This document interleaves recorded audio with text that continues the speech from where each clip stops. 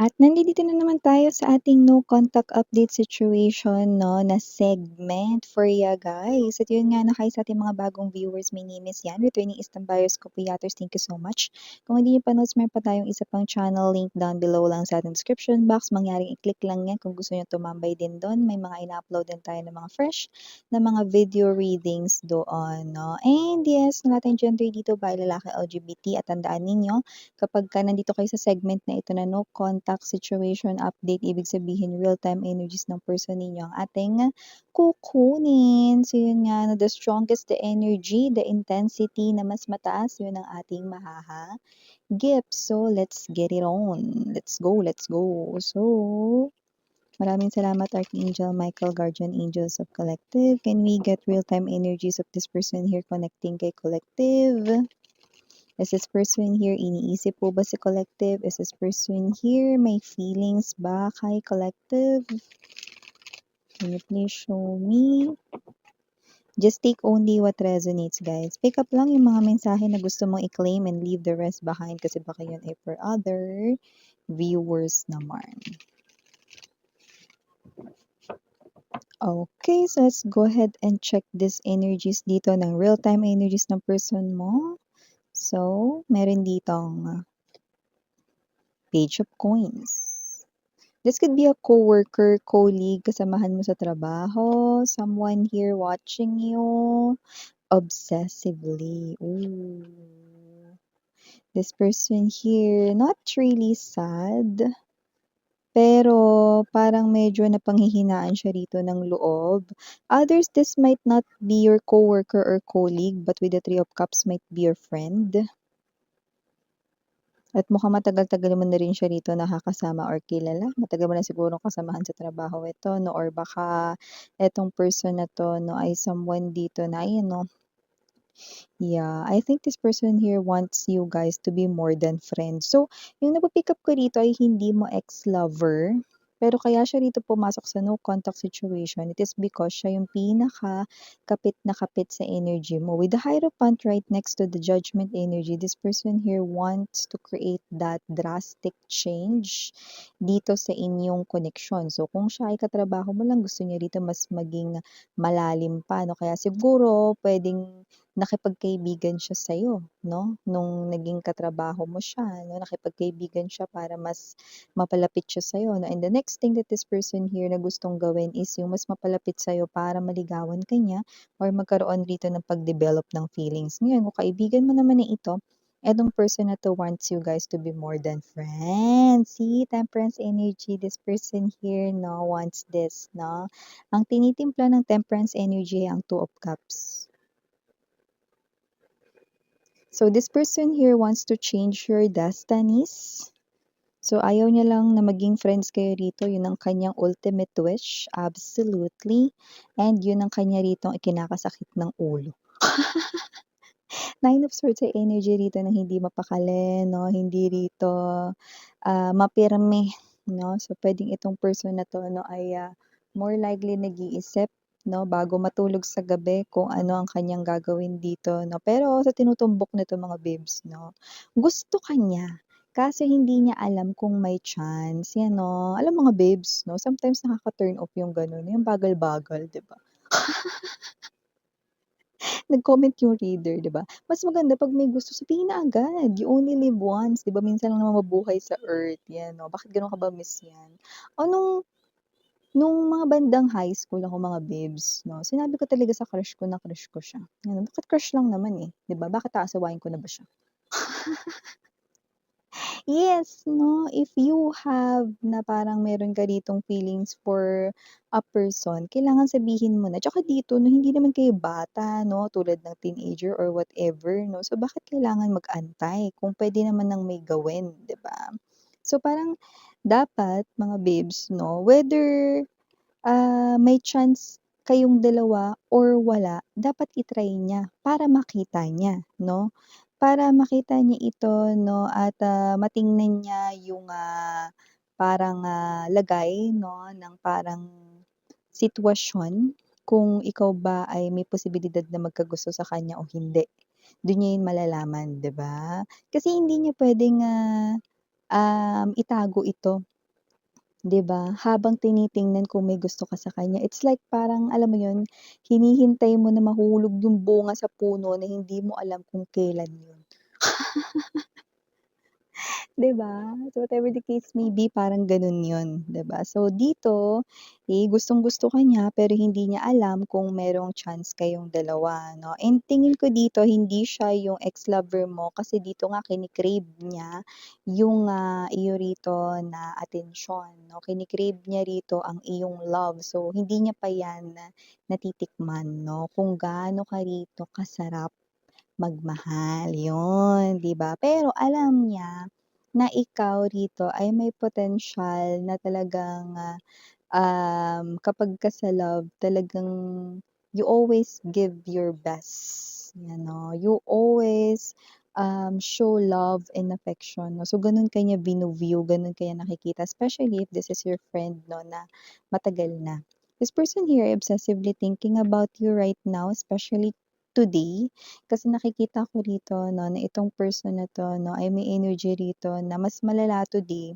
Kasi parang, sabi ko nga sa inyo matagal-tagal na ito 'no, so parang everyday, feeling niya is like a survival mode for him or her 'no, to ano ba, keep these feelings pa ba for collective or sabihin ko na ito, mga ganyan 'no. So kaya no contact situation kayo kasi wala pang ginagawa, eh.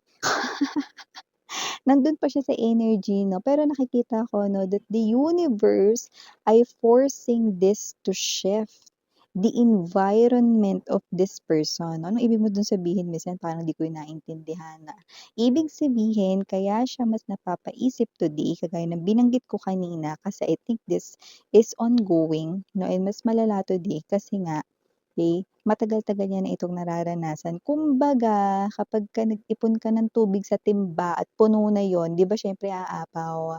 So, ibig sabihin yung kanya aapaw na, wala ng paglagyan. So, wala na ditong parang, energy ng wala siyang magiging choice sa huli kundi i-spill ang tea, sabihin sa'yo yung kanyang feelings 'no.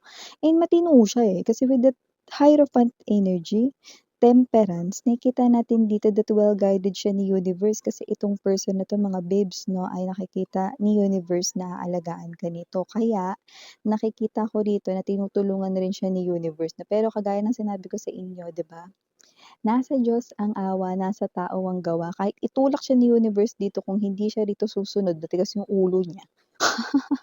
Bahala siya maghintay, 'di ba? Paano niya malalaman? Paano niya makukuha yung wish niya na ikaw yung wish niya rito kung magiging patumpik-tumpik siya rito sa pansitan, 'di ba? So, kailangan ditong kumilos na siya. Maganda rito, well-guided siya ni universe, nagtabi-tabi ang major arcanas natin. So, ibig sabihin 'no, suportado siya dito. Chine-cheer siya rito ni universe 'no, from behind 'no.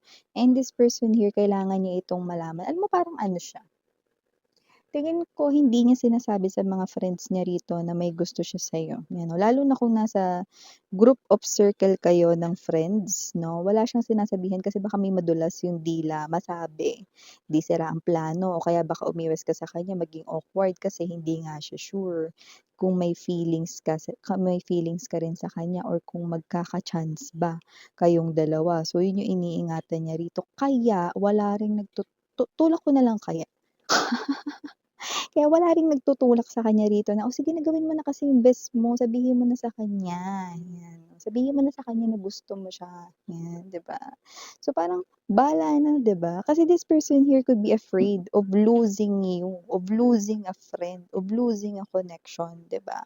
Pero yung connection na 'yan, tawag nito, yung connection na 'yan ay dapat ay, tawag nito, hindi yung gusto niya na koneksyon na mag-stay. Kasi ang gusto niya maging connection ninyo 'no, ay lovers, hindi yung magkatrabaho, hindi yung friends lang 'no, yung lovers, 'di ba?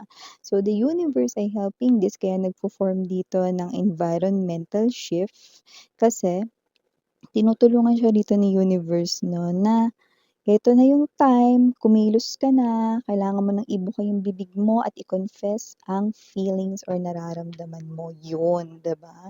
And kung sino rin 'tong energy na 'to, I do see that this person here 'no, could be either today or bukas na siya makakapagdesisyon rito. Kasi kagaya ng binanggit ko sa inyo example 'no, kumbaga sa timba puno na 'no, yung iniipong tubig dun. So, ibig sabihin umaapaw na, wala ng magiging choice kundi sabihin ang feelings and emotions niya 'no.